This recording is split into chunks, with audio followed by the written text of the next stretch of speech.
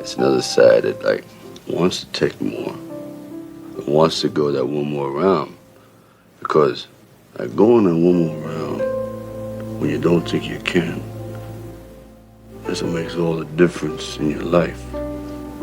You know what I mean?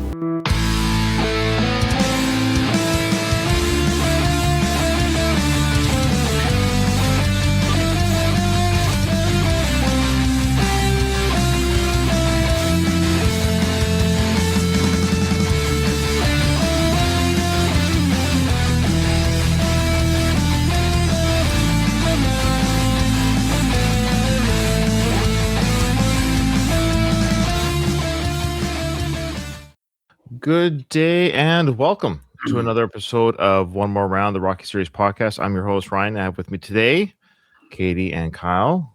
Katie, how are you doing today? Hey, I'm still standing.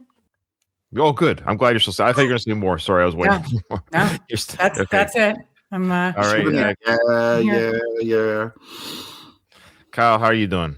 I'm fantastic. I'm full of holiday cheer. Okay. By holiday cheer, I mean I'm bloated from eating too much food. Well, it is the season, and you got to give yourself a bit of a break, you know. Yeah, for sure. We'll get back into it. January 1st is coming up shortly at the time of this recording, and it is before the new year. So I hope everyone's having a safe, happy holiday. And yeah, the good news is on the YouTube channel, we're caught up.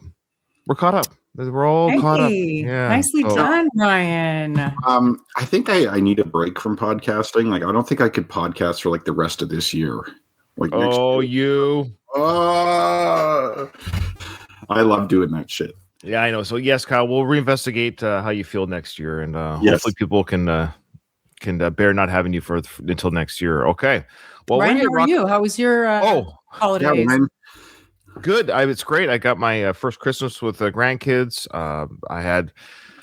Our family's growing so much where I have to sort of host two separate Christmases. So we had Christmas Day with some of my family and Christmas Day with another part of my family, like whether it's the parents, brothers, that sort of thing. So my wife makes so much food that the leftovers was for 3 nights. It was perfect.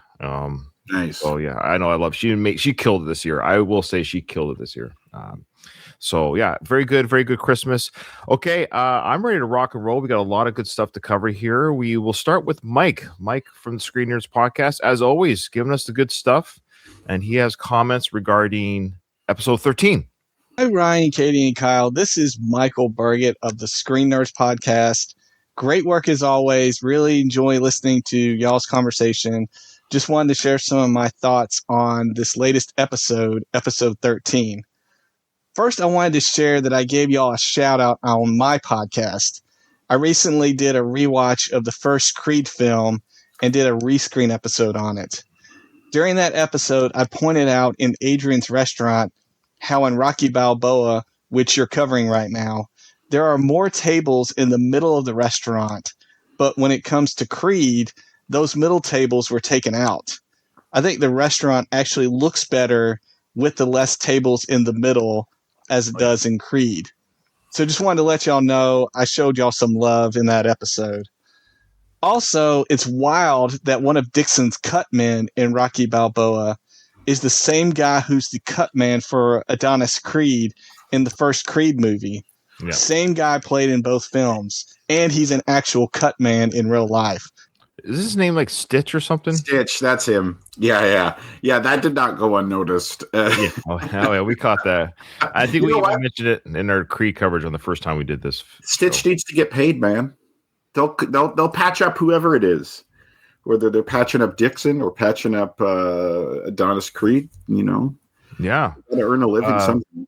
I think we can explain it away that in the locker room, in the hallway, in the wherever the fight was, Rocky met Stitch or knew of him at least, and they got to talking, and they kept in touch. That's how he brought him in for Creed.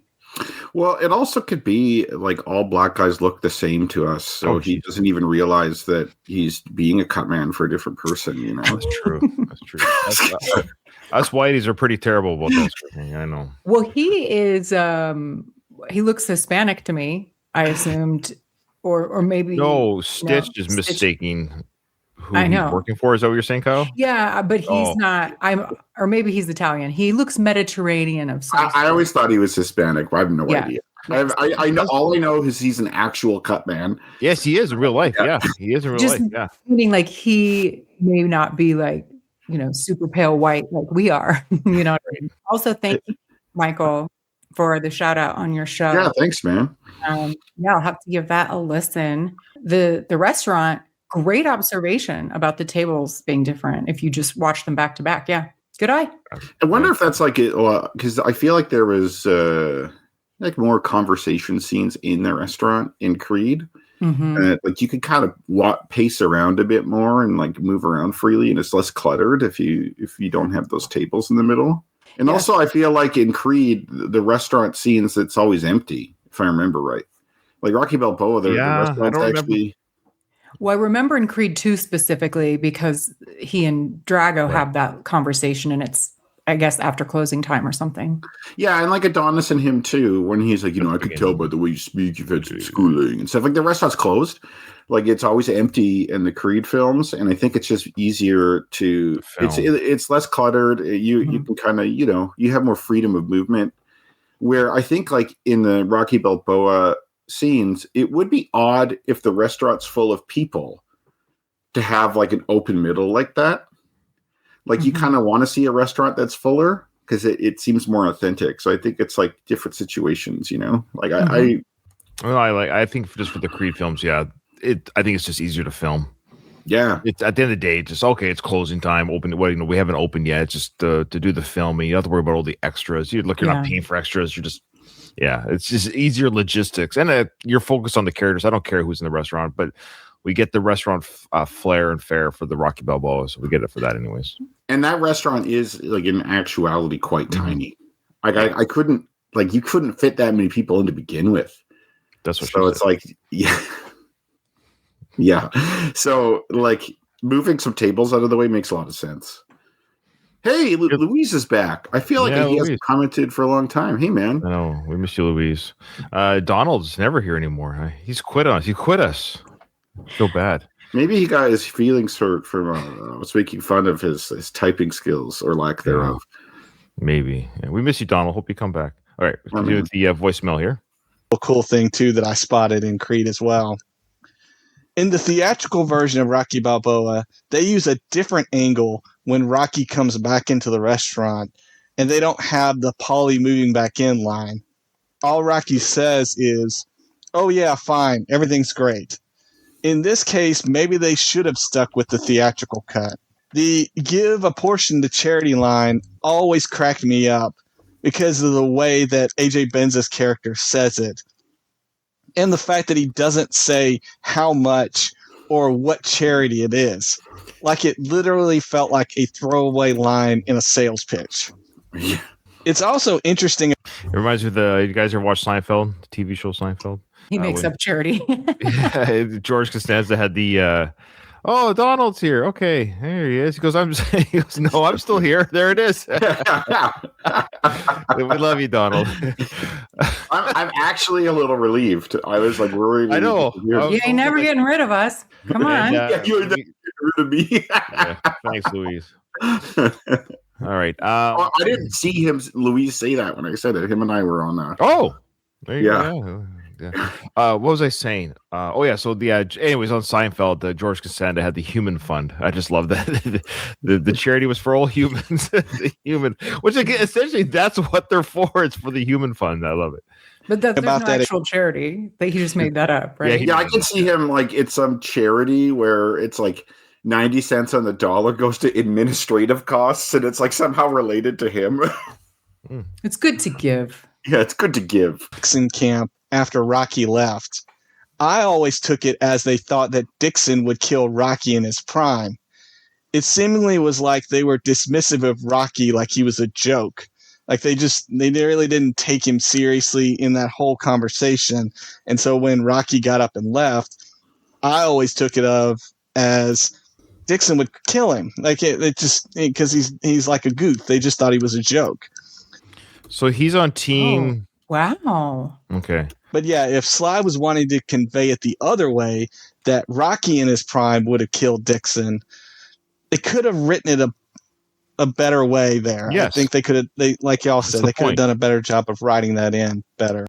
That's the point. It's so ambiguous that that's the point. We're having this discussion because it's ambiguous. That at the end of the day, we mentioned last episode, not to rehash it too much, but just the idea that all Sly had to do was just put a name in somewhere. The he, him. There's no name. Or you could do it this way, because like what he said was, imagine if Dixon met this bastard in his prime, kill him, Right. which is ambiguous.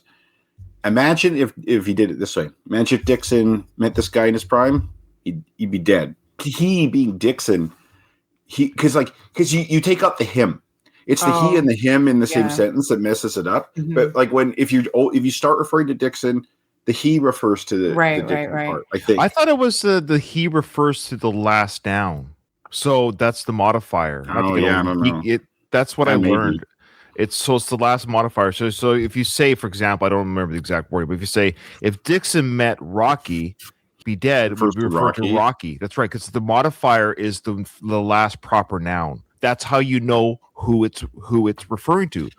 When you have two modifiers, he can't kill himself. So we know now two people are being talked about, but we don't know which one's which because the modifiers are misplaced. It's bad writing. I mean, people in Rocky movies don't, it's not like the Victorian era where it's all very proper grammar and everything. Well, so I want my English proper grammar. It's just one of those weird things because it's such a big statement to say in the film, but we as the viewer actually just don't know. Because whatever was in his head, I don't think he thought that it was him. I think he thought it was very clear. He did, like on the director's commentary, like because that's where Sly sets it straight in the director's commentary. So like it's not really up for debate. What you can say is that it's poorly written. That's right. So without the director's commentary, you could go either way on it. Like either opinion is valid. Yeah, Sly, if I recall listening to the director's commentary, did seem a little surprised. He's like, yeah, I guess a lot of people, they weren't sure about this. That's awesome. I gotta find that. I have that. I mean, I have the same thought. Like, I think that it is pretty clear, but as we've talked about with several things Rocky related, this comes up again and again and again, where we're like, what did he mean by that?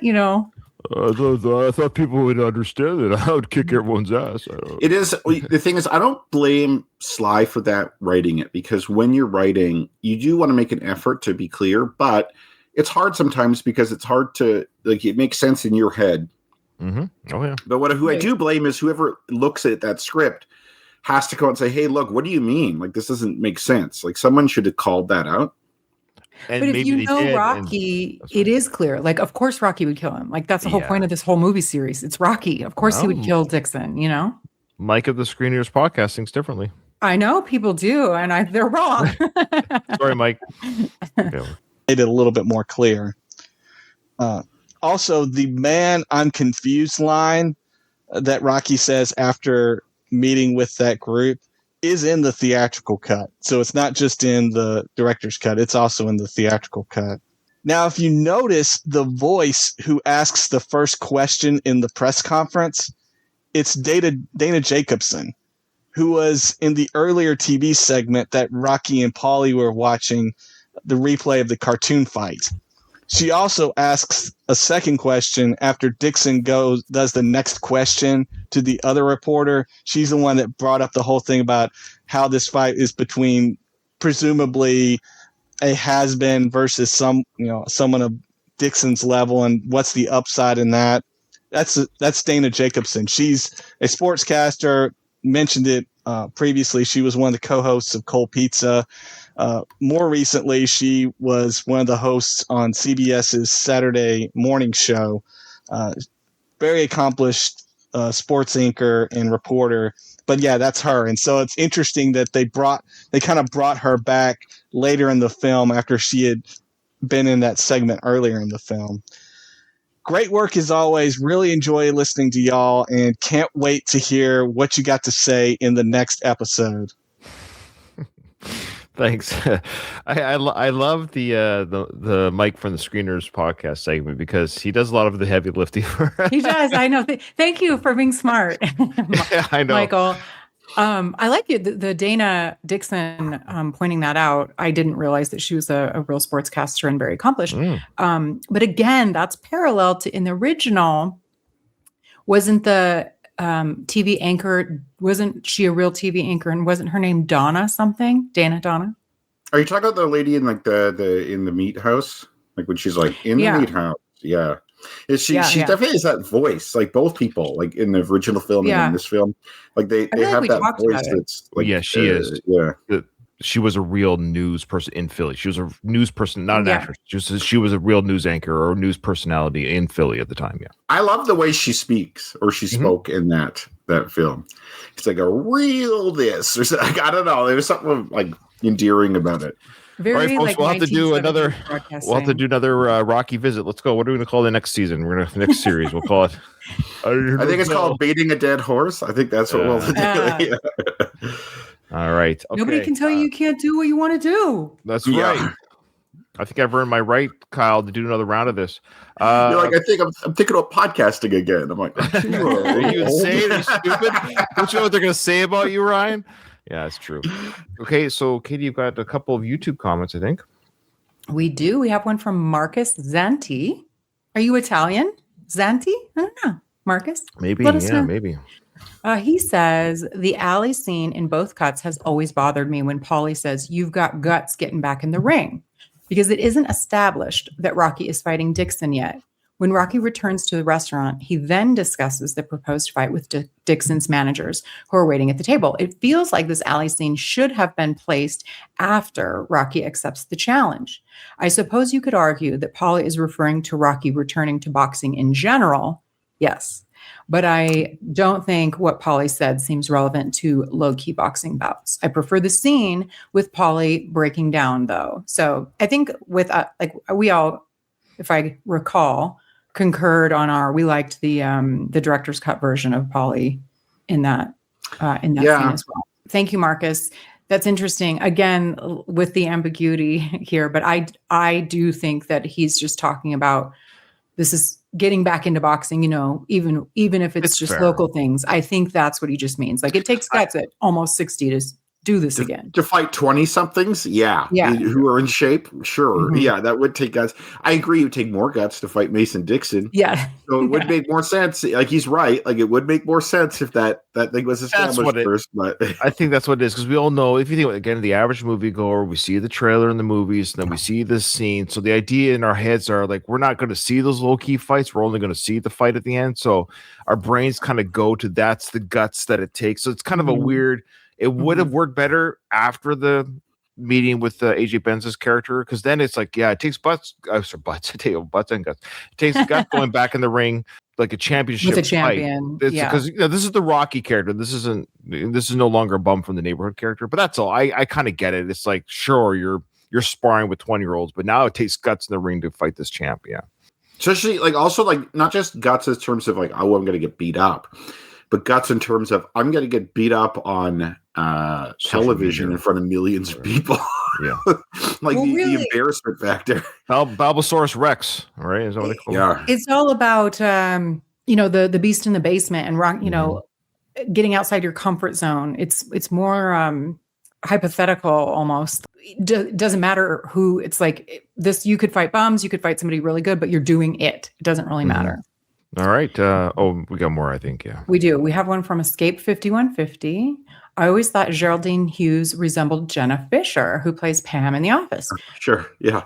But specifically how she looks in The Office. Yeah. Like not glammed up, like when she's kind of dowdy, especially in the earlier seasons. Agreed.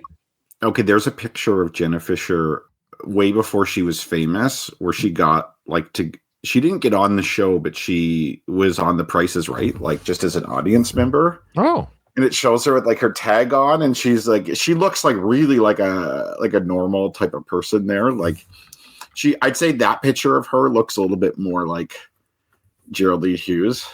Is that okay? He goes on to say, I heard a joke from a coworker that you might appreciate, but it's funnier when you say it instead of type it out. When you say it instead of type it out. Well, I'm saying it now, Escape 5150, on your behalf.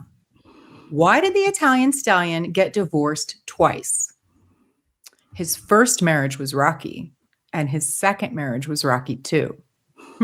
Oh, That's Oh, cute. dad jokes. That's really cute. Then we also have one from Eccentric Views. Regarding why the Polly scene was cut, I'm going to have to go with Ryan. Wow. Perhaps his crying was a little high-pitched and off-putting. Yes, I do disagree with Kyle at times. I don't remember you guys disagreeing about that, but I think he's probably saying in general that I think we've made a comment that Gino, our favorite Italian Australian, he often is Team Kyle. And Gino, you've come to this podcast and you betray my trust by agreeing with Ryan. I can't believe you've done this. it's true, but I don't recall Kyle and Ryan having differing opinions because I think we just had memory different of- takes. Oh, God. Like we weren't like arguing over it, but like, Yeah. Okay. Thank you, Eccentric Views. there it is. Oh my God, look how young she is, too. She totally looks like, is her name Regina? Oh, Jenna- it's Regina Jenna Fisher. That's maybe her born. Maybe she was born. Her Jenna actual name must be Regina, and Jenna is a stage name, perhaps. Yeah. Fun fact. Yeah, that's right. She was born Regina. Oh, yeah. She was born Regina Marie Kirk. She completely changed it to something different. Interesting. Fun fact, in Canada, there is a major-ish city with the same name, but it is pronounced Regina. There is a city called Regina. Why they didn't pronounce it Regina? I don't no know. idea. I don't fucking know.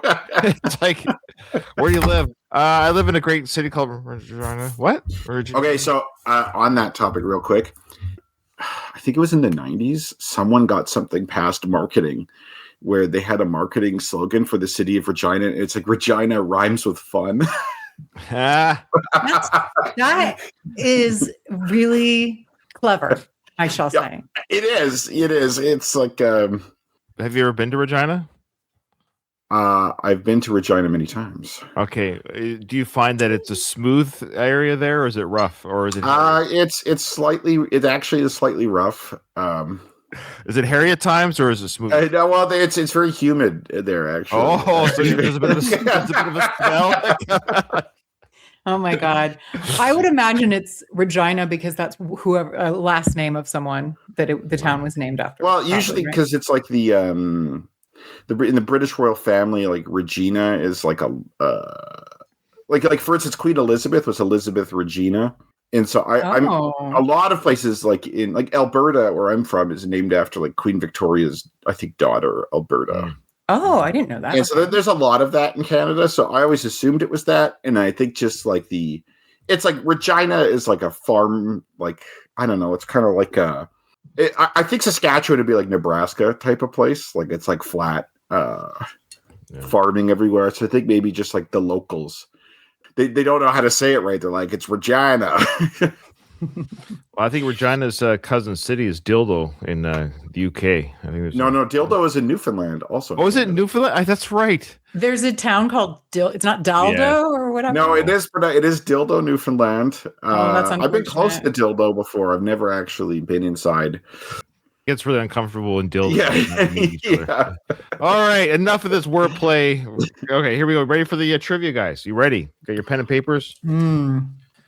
Yeah, Katie, you're killing it on this last season. Here. I have like the memory of a goldfish, and That's okay. You know what they say? Yeah, I think it's because your long-term memory, you keep hold of it, but your short-term memory goes. Yeah, that's like most old people. Like they remember stuff from back in the day. But, Yeah, so I'm old, and I remember the 80s, like the 70s and 80s versions when I was a kid, but I don't recall the ones that came out as an adult. I think that's Fair what enough. it is. All right, where is the fight taking place? Somewhere very cold. Next one. Who says, nice and warm, this cold's got to be killing you? What is Duke's last name? What? What is Duke's last name? Okay. Oh, is it on his name card? I bet it was. I don't remember it though. We just watched that press conference scene last week. Because I'm like, we don't learn it anywhere else. Dang it. Who says, don't make me fight you again? Last time you got lucky. That's Isabel. Steps. Yeah. What is Dix's record before fighting Rocky?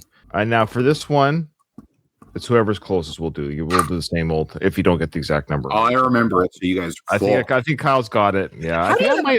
How is your memory so good? Like with the exact numbers and stuff. Well, I don't remember Tony's last name, so. Okay, let's just get the answers right now. Here we go. Then we'll go into the film. Where are they fighting? Katie. Vegas. Yep. It's actually Las Vegas. So I'm gonna... Yeah, that's right. Fair point. Now I couldn't remember the character's name. I put the actor, but if somebody got the character's name, then they get the point. Nah, I think you should get it. It's funny. Okay, it's so Kyle, it's like Elsie Luco or AJ Benzo who played him. Which one did you put? I put the Luco. Katie, I just put one of Dixon's people. Oh, that's even worse. Okay, so I put AJ Benz's character, but I'm gonna have to give it to you, Kyle, because you said the character's name, which is Elsie Luco, and that is the answer in the book. Yeah. So I went with the actor's name, which is AJ Benza, but I just couldn't remember his name. Yeah, I couldn't remember. Oh my gosh, I don't think any of us got this one. What is? Go ahead. I just Kyle. guessed. I put. This is wrong. I'm just gonna say it's wrong. Bergen came to my mind, but Mike, there's no way that's his last name.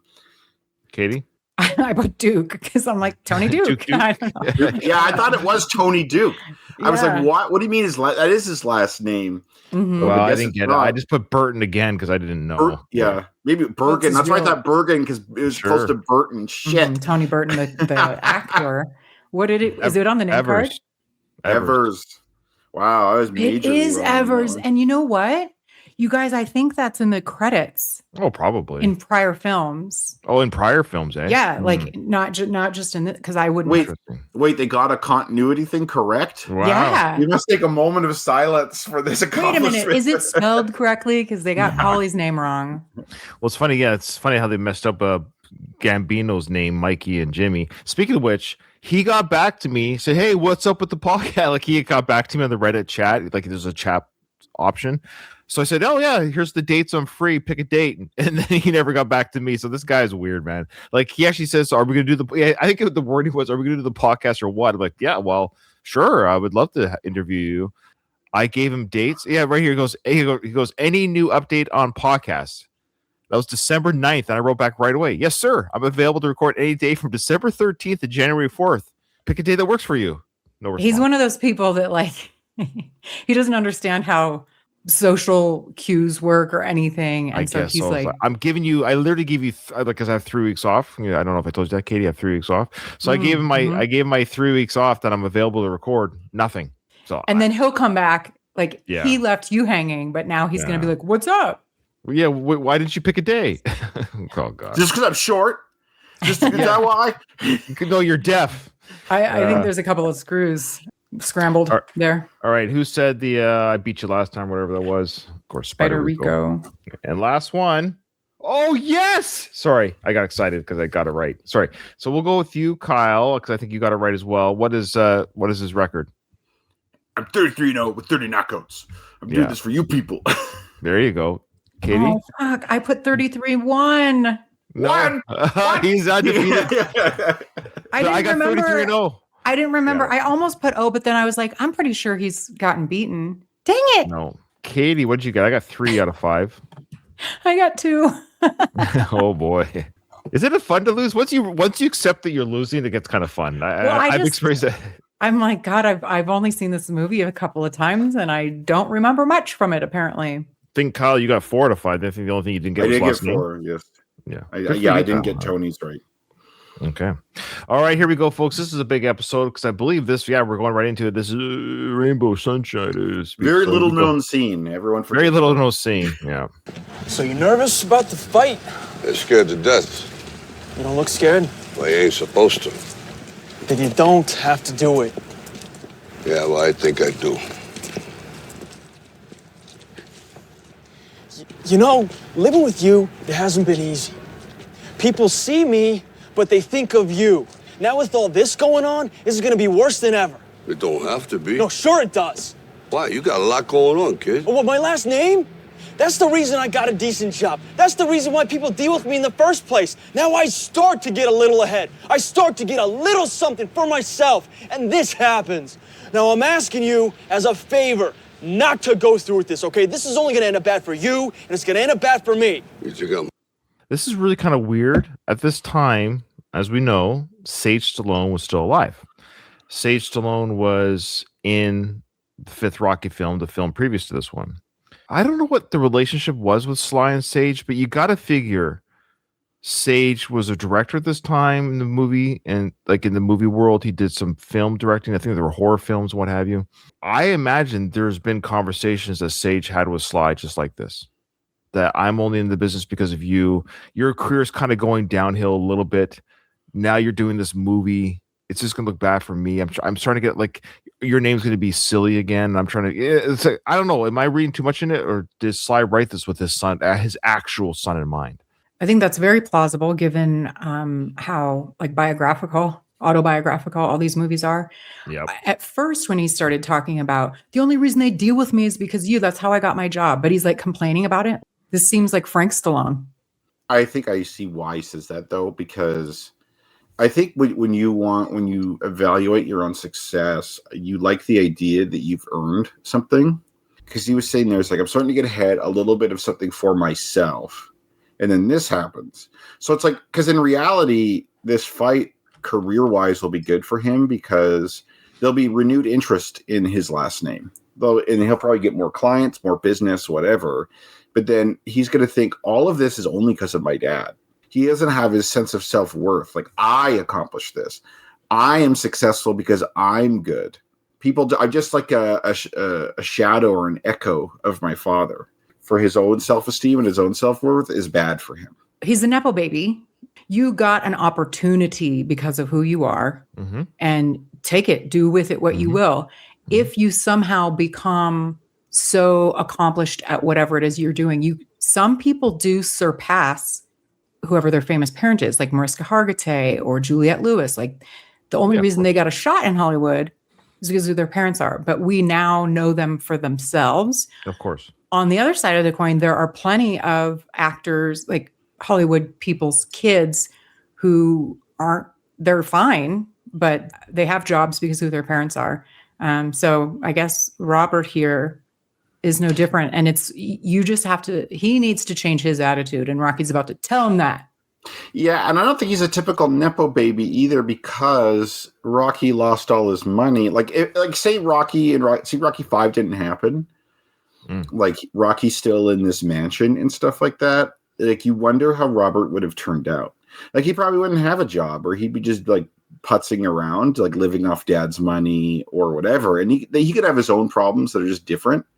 As much as his dad's name may have helped him, he still had to we learned in Creed that his son or actually we learned in this movie, his son had to work his way through university. His son had to work in a job. Like he's working. Like he is in many respects a normal person and way less Nepo baby than a lot of people because his dad has to run a restaurant. It's not like he comes from all this old money and has all these connections. Like, yeah, your dad's name has given you a one-up, but you still have to be able to do your job.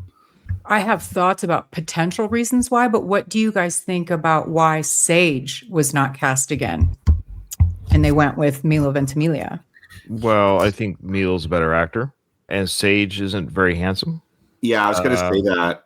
Honestly, it's like it's rude to not rude, but it's like. Well, and I'd say young Sage was like the Sage in Rocky 5 was not a bad looking guy.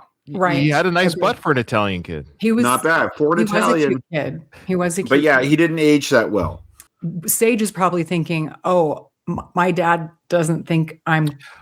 Like he has to know that his dad doesn't. He's overweight. Well, we don't know what the discussions were. Who knows? Or this scene would have been too personal. That's the other option I had. I think as Sage, it might have been too close to home because imagine if it was really him, like that weird life and art. This is a really rough scene, like in the sense of within the character of the Rocky world, that you have the dad giving the hard speech to the Nepo baby, saying, "I'm sorry that I'm Rocky. I'm sorry that I'm Sylvester Stallone. I'm sorry that I had you as a kid. Boy, woe was you." So can you imagine Sage actually acting? It was almost hard enough for him to do that in the fifth Rocky film. There's a lot of father-son issues. This one's much more, as an adult, this one cuts really to the core. But presuming that it's true, then why would Sage be in that movie? Like if Sage really thinks, hey, I'm always just associated with you and I can't derive my success from outside of you, why would I act in one of your films? Are you talking about this film here? Yeah. Oh yeah, like, yeah. It's too. That's what I mean. It's too close to home. It's almost too close to reality. That it's almost too on the nose to have him there. It's almost like, whoa, Sage is actually doing this with his dad. That's almost too close to home. What I'm saying, he wouldn't want to do it because, like, he wouldn't want. Even if this conversation didn't happen, right. I don't think Sage would want to be in this film if he really thinks that, like, people only think of Rocky when they think of him, or they only think of like the Rocky franchise, or only think of Sly when they think of him. Like, he wants to distance himself from that, if this is true. Fair point. And I'm not necessarily disagreeing. Just the devil's advocate point of view would be he's not successful, Sage, at this time. So the devil's advocate point of view would be, if you're not a successful actor, director, wouldn't you want to be in a big film to showcase your skills? You would think that, but I think sometimes when you're emotional, you don't think straight. None of these bums think straight. Yeah, I'm not necessarily disagreeing. Just yeah. My final take is this, honestly, is that it's too close to home of the reality. Sage isn't a great actor. This is supposed to be a good movie. Like, we're back. This isn't Rocky 5 again. Like, I'm just being serious. Yeah, I know. We're not going to do Rocky 5 again. It's just funny how you said Milo was an unknown at this time, and he was actually cast because he had the same mouth as Sly, and they have a very, like, similar look. He's a good-looking kid, so now you got a good-looking unknown who still has a Sly. Hey, man, he was in fucking Gilmore Girls, man. I'm sorry, you're right. Well, he was unknown. He was unknown to the average male like me who saw this film here. You're right. I didn't watch Gilmore Girls at the time. You almost want to separate, in a weird way, the Rocky 5 disaster, and you can't. To do that, you just have to have a clean slate. So the character still exists. Yes, Rocky's son, there he is. But it hits all the marks. He's good looking. He can act.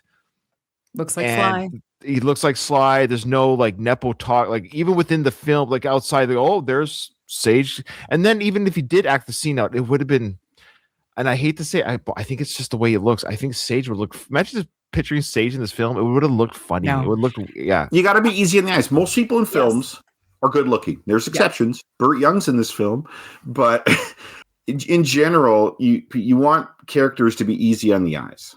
I almost wonder if he in his head is sort of like, oh, I wish my kid looked more like Milo or Milo. Yeah, his daughters were pretty, so he's happy about that. So there's Sage at the premiere of Rocky Balboa. So he came to the premiere. Oh, interesting. That's interesting.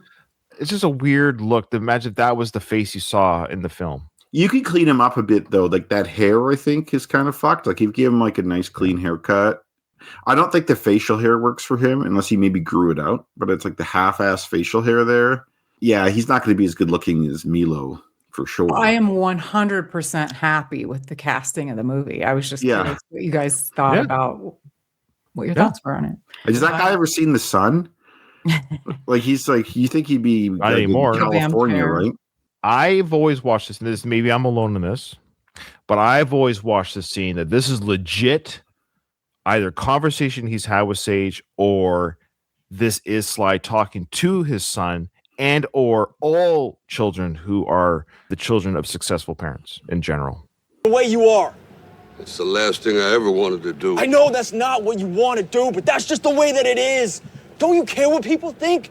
Doesn't it bother you that people are making you out to be a joke and that I'm going to be included in that? Do you think that's right? Do you?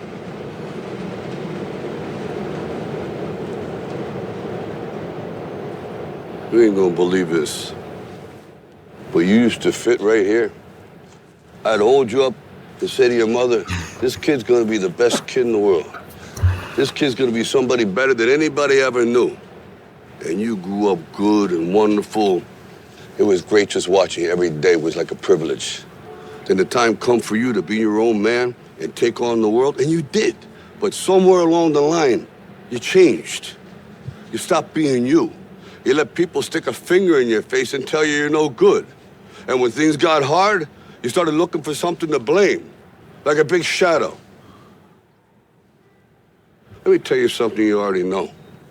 The world ain't all sunshine and rainbows. It's a very mean and nasty place, and I don't care how tough you are, it will beat you to your knees and keep you there permanently if you let it. You, me, or nobody is gonna hit as hard as life. But it ain't about how hard you hit. It's about how hard you can get hit and keep moving forward. How much you can take and keep moving forward. That's how winning is done. Now, if you know what you're worth, now go out and get what you're worth. But you got to be willing to take the hits and not pointing fingers saying you ain't where you want to be because of him or her or anybody. Cowards do that, and that ain't you. You're better than that. All right, so the question from Louise for us as the host is, where do you all rank the scene in the entire Rocky universe, like the film universe? And where do you think the average moviegoer ranks this scene amongst all Rocky scenes? So I guess the question is, the Rocky files like us versus, people who've seen this movie or series once or twice, maybe. Where do you think it ranks for them? So we'll start with you, Katie. I think this is meant to be the big speech, the big scene, the come to Jesus talk that he usually has with Adrian for this movie. And there's some with Paulie in this too, but and I don't know if I'm just a little bit too cynical, but it is great. It's a good message. It's a really great speech. Probably one of the best of this movie, but it's not even close to in my top 5 or 10 of the series. And it's almost one of those things where I'm kind of annoyed.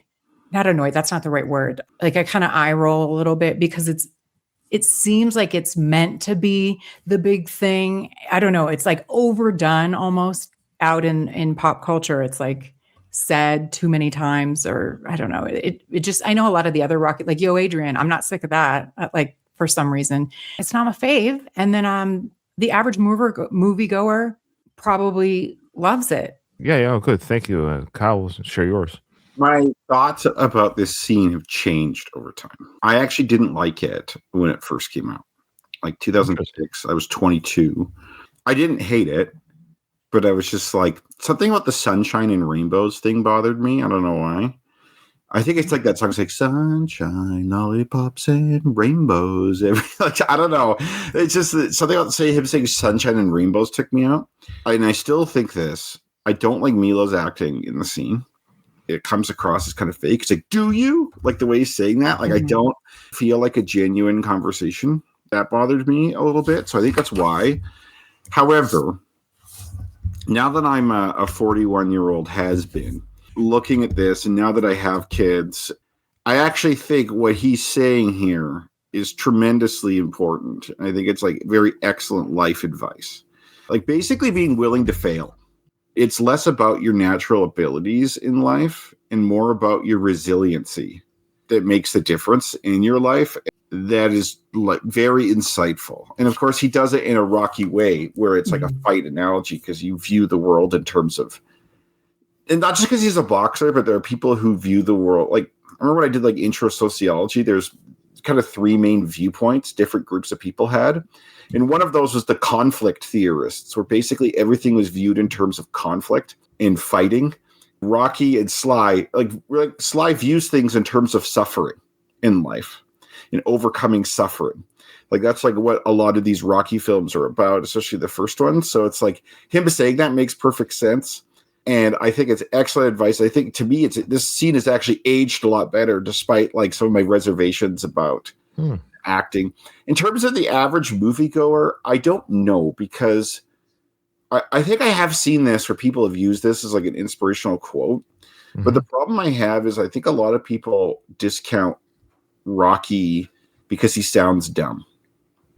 Like his voice, like he shouts like this and do what you want to do. And they're got to be like, so if you're like someone who's not into Rocky at all, I don't think this is going to hit with you. I think if you kind of accept Rocky a little bit, then I think the average moviegoer would be just fine with this scene. But it's not like one of those. I agree with Katie. Like they tried a little too hard to make this the main scene. Thoughts, Ryan? Well, yeah, I mean, you're hitting every kind of, not everything. Yeah, in a way, you're kind of hitting everything. I'm with a little bit more with Katie to some degree. I think when I first saw this was that moment of the film where you're like, oh yeah, here we go. This is the beach moment or win Rocky moment, because we know it's after this kind of speech that, yes, spoiler alert if you haven't seen this film, that his son turns around, quits his job, goes in Rocky's corner. So this is the moment where his son in the film has a come to Jesus moment where he realizes, yeah, I got to stop blaming everyone. I'm going to be my own man type thing, even though he goes to Vancouver, runs away from Rocky in the further Creed films. Anyways, the point is, I like it. The message is good in the sense of like, it is a good message. Of course, you shouldn't blame everyone else for your failures. And that's a good message. We sometimes do that because we're human. Of course, we just feel like, you never want to admit that you just suck. But I've long ago admitted that I suck in life, so I'm good to go. So, anyways, the point is this. It's still a good scene. It's a little drawn out, and when you watch, I made sure not to stop it. I'm like, oh, this is a little bit more drawn out than we sometimes remember, because people just often start with the sunshine and rainbows. And I also agree with Kyle that Milo is a good actor, but the direction that Milo was given for the scene, I should say, wasn't very good. That kind of anger, I maybe would have toned it down a bit. I would have maybe said he could still say, like, hey, just so you know, Dad, if you fail and or you just go into the ring, it's just now our family name. It's kind of embarrassing now that this is your old guy going to the ring. You're gonna get your head knocked in, and I'm starting to get somewhere with my life right now where I did get in under the name of the guy that beat Drago in the ring, and now you're gonna get beat up by Mason Line Dixon, and it's like it's kind of embarrassing again. We just got out of this muck, and now we're doing this again, and I'm at the same age you were when you won the belt. So it's kind of like I kind of get the son's frustration, but I wish it was delivered in more of a sad way. So the delivery, it might have been more pointed, and then Sly's delivery back. And here's the other thing. Sly's directing in the Rocky character, the kind of angry part at the end, like, like I kind of wish again it was more of like, that's how winning is done, son. You're better than that. Like, I wish it was delivered like that. Like, you're better than that, son. Shouty a little, both of them. Yeah, it's a little too shouty in the street. It's kind of like, it looks like two men arguing in the street if you're just driving by. So that's just me, maybe because I'm a bit of a softie. So I think over time, it's funny. Over time, I found the yelling more critical and the angry more critical. Though the message, of course, is legit. There you go. 100%. It's funny because Talia Shire, Talia Shire, she does the anger yelling really well. Mm-hmm. Like in Rocky 3, she did a great job. Rocky 5, she's like, my God, look at your son. Yeah, that's great. You know what I mean? Like, but if this conversation was between him and his mom, I think she could have killed this scene. She'd have to say it differently. She can't be like, you have to take the hits. She couldn't say it that way. But if she said that in her own way, that would have ruled. She's the one that has these moments. Like, she's the one who yells at you and puts you in your place and kind of brings you to reality a bit. And Sly's trying to take over that role, and he can't do it as well, unfortunately. You didn't answer the second question. Where do you think? Katie, we know what I love about Katie, Kyle, and dear listeners, is she's so thorough. I love it. She's like, is that part of your job? You don't miss a beat. I know that I didn't answer that, and I in my mind, I just let it go. But you're like, no, we're going back to this. Where do I average? So what's the question I missed? I missed both of them. Where do you think the average moviegoer ranks this? That's a tricky question because I have to put my mind into. I would say they all probably get a kick out of the scene. I think if you're a Rocky file like us, when we first saw it, it was really awesome. So I think over time, the average moviegoer doesn't change their mind how they felt. There you go. But I think we do. I think we do, and I think we have. I also wanted to say too, when Rocky says, Sly, the writer says, I forget the exact word, but you change over time. You change. That is at his son. His son did drugs. Mm-hmm. And I think his son was doing drugs at this time. It wasn't quite public. Well, maybe it was. I don't know. But his son became a drug guy. Now, officially, his cause of death, I did Google it. It actually, according to the autopsy that was released publicly, there was no drugs in his system, but his heart gave out. Is there a drug that rapidly increases your heart rate and is difficult in your heart? It's not like Sly didn't do that drug either. Well, yeah. And that's what's kind of and I love Sly, I know, and he's like, oh, my son didn't die of a drug overdose. Okay. It wasn't a drug overdose at the time of his death, but his heart gave out in a sober moment. So take that for what it is at the age of 36. So take that for what it is. Not a lot of 36-year-olds' hearts go out on them if they're living even if you're not doing drugs and say you're just obese and you don't get exercise. Yeah, he's not obese. He was overweight, wasn't he? Okay. Not that much. Not like crazy. Not dying at 36 overweight. Not Chris Farley weight. Mm-hmm. Like there's a lot of 400-pound 36-year-olds that will probably die of a heart attack in their 40s or 50s. But dying of a heart attack, I don't know. I'm not a medical guy, so you're not. Yeah. Well, at the time of his death, he was 5'7", so he's got his dad's height, and he weighed. I'm just saying, like father, like son. Mhm, And he was 188 pounds. That's So it's overweight, but it's not under 200 pounds of 5'7". So he had a bit of a gut on him, sure. but he's not like crazy obese where you die in your 30s. mhm. Like there's my 600-pound life people are in their 30s. Those Right. people are like on death's door, but it's like, Sage was probably maybe on track for a heart attack at 50 something, not 30 something. So Sure. to me, Yeah. you probably Combination. sped things along. Sure. Bit. 100%. I guess the moral of the story is that we all feel somewhat similar. If I'm, wrapping up this question, great message. But just as we were talking, each of us kind of brought up just top of our heads other scenes in the Rocky universe that were epic. I mean, even in Rocky 1, the first movie, there's like 7. I can't beat him. I can't beat him. him with what are we gonna Adrian, do? Yeah, the we'll do Mickey another bump. scene. Yeah. The stairs. So I just feel like there's so many really, really good ones. And I mean, I guess that's props to the Rocky movie series that there are so many memorable scenes. Rocky's more like the managed, not the manager. So it's like he's the one getting the talking to. He's not the one giving the talking to. I love it. Sage was selling hydrocodone. What's that? Vicodin? Hydrocodone. Yeah, hydrocodone. So it's a generic Vicodin. Mm-hmm. So he was selling that before his death. Selling it or using it? Probably both. Selling. He was described as pudgy. Over 60 large empty prescription bottles capable of holding 30,000 pills total were found. Several baggies of white powder. No actual hydrocodone tablets found, though. Body surrounded by cigarette butts, beer cans, possibly deceased for days. Oh, wow. Of course, Sylvester Stallone denied reports of filth and decomposition, pleading for privacy and respect for his son's memory. It was a heart attack caused by, I can't pronounce these words, atherosclerotic coronary artery disease, severe blockage of the arteries from plaque buildup. He was a heavy smoker. Ate shit. So there was no overdose, no evidence of illegal drug abuse at the site. So it was from heavy smoking with acceleration of heart disease. So bad living at the very least. But there were large empty bottles that remain unexplained in public records. But they did. Those bottles did not factor. So basically, no drugs in his system, but he had a setup to sell drugs in his house. So take that for what it is. I think as a parent, you don't want your son or daughter in a vulnerable moment like that, basically dying surrounded by filth or whatever out there. It was at the end of the day, it was heart disease, unhealthy living, smoking, bad diet. He was dealing drugs before, Vicodin before his death as well. So he just kind of lived in this world of like, So how did he get there? I don't know. I was just going to say. I know. I had it like my kids aren't doing this. I'm not a perfect parent either, but my kids aren't dealing Vicodin. I don't know. One thing says that Sage and Sly allegedly had issues over this film. Yeah, I don't know what those issues were. I wonder.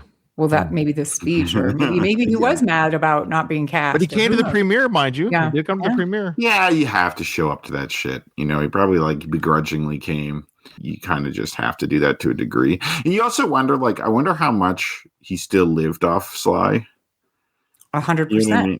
Yeah, so it's like I think if you're still on Dad's payroll, you got to show up to the premiere. You know what I mean? There's like a certain minimum things you got to do before Dad turns the taps off. So here's some stuff here. Sage revealed in '96, so 10 years previous to this film, but after Rocky V, that when his character yelled at Rocky for not spending time with him and his mother, it wasn't all acting, said Sage. I was looking into my father's face and really saying that. Yeah, I believe that. I tend to agree with you, Ryan, that this scene here is based on either something that was said or something Sly wants to say. Like I'll sometimes couch it and this probably was like this because it's my nature to not say something definite like that. But if I had to put money on it, I would bet on that for sure. When they worked together on the movie Daylight in '96, so I guess he's probably being interviewed. Oh, I kind of forgot about that. Yeah, they were together on Daylight. That after Rocky V was filmed, everything did change, and they would do anything for each other. Apparently, there was a healing moment, anyways, with father and son by the time Daylight came out in '96. Again, autobiographical with the Rocky movies because we were like, what happened between Rocky V and then Rocky Balboa and then they're estranged again for Creed. It's like the same. It's so paralleled with his actual life. here we go. I just asked, why wasn't Sage in Rocky Balboa? And primarily because he was busy directing his own short film, Vic, but also due to Sylvester Stallone's decision to recast Rocky Jr. with Milo for a fresh dynamic and to avoid real-life father-son comparison, creating a more distant son relationship for the story.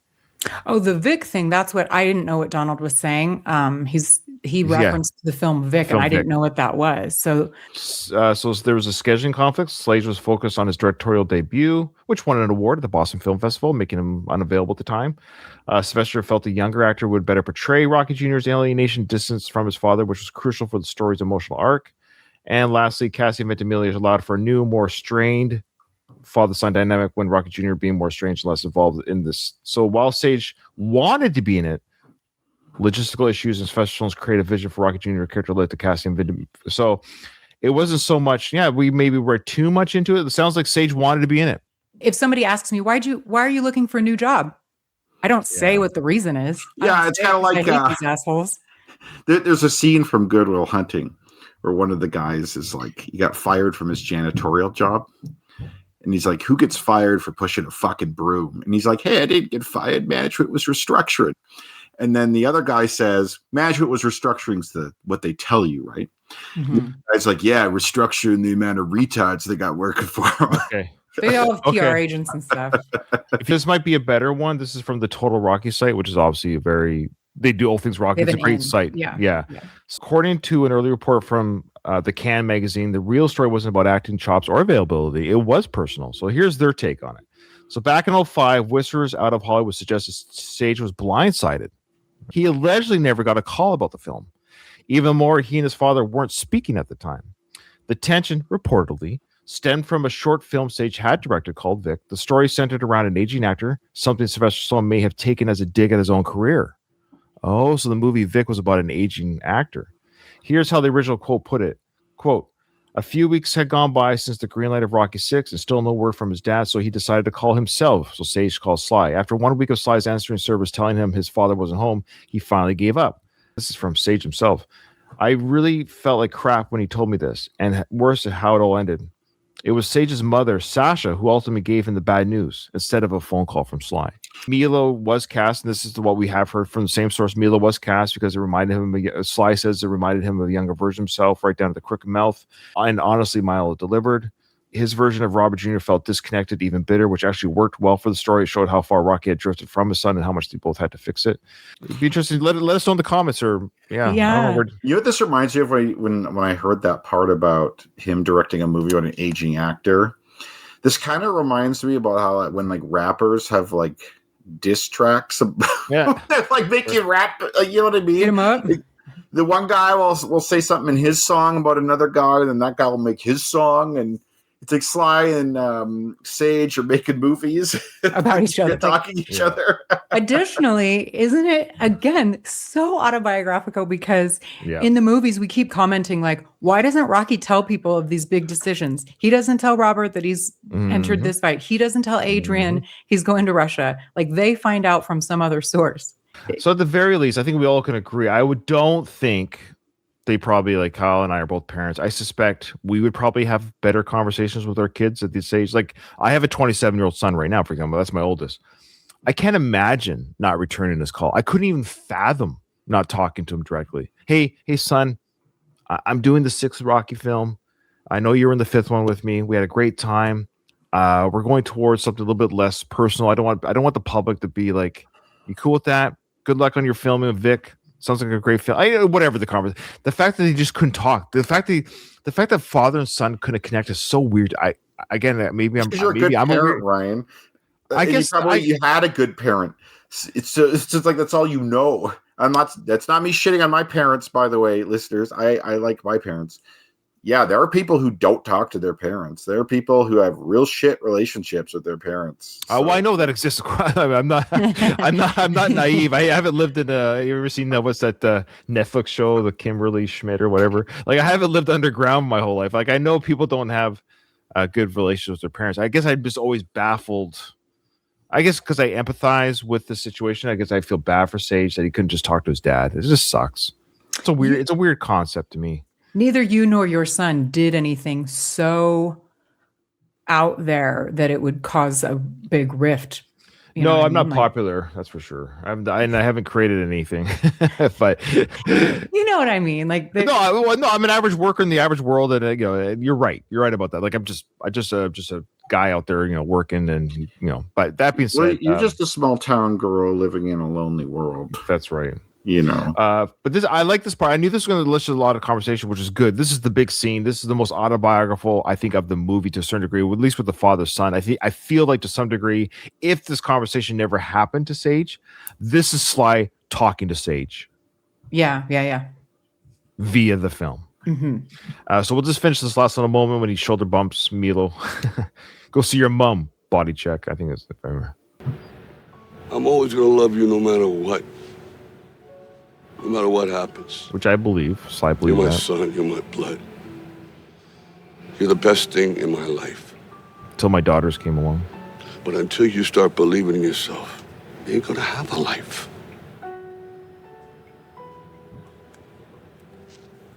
Don't forget to visit your mother.